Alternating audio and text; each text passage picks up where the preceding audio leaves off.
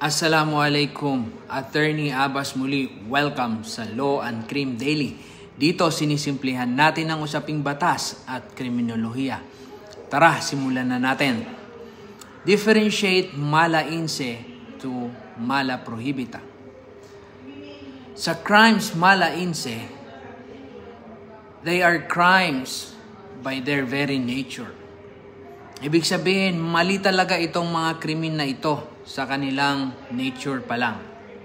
Ito yung mga krimen na hindi mo na kailangan ng batas para masabi na ito ay mali o krimen.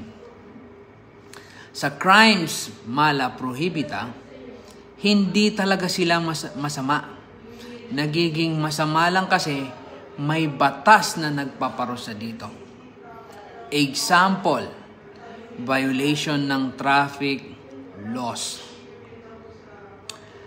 Sa mala inse, kailangan ng criminal intent o yung intention mo na gumawa ng krimen para ikaw ay maparusahan.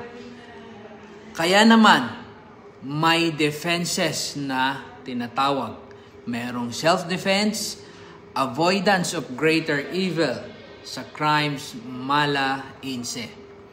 Kasi kinoconsider yung criminal intent ng offender.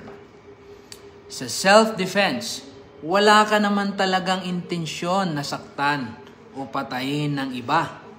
Pero dahil kailangan mong isalba ang sarili mo, kaya mo nagawa yung tao. Kaya mo siya nasaktan o kaya napatay. Sa mala prohibita, hindi required ang intent. As long na na-violate mo yung batas, you are punished. May intent ka man o wala. May natutunan ka na naman ba ngayong araw?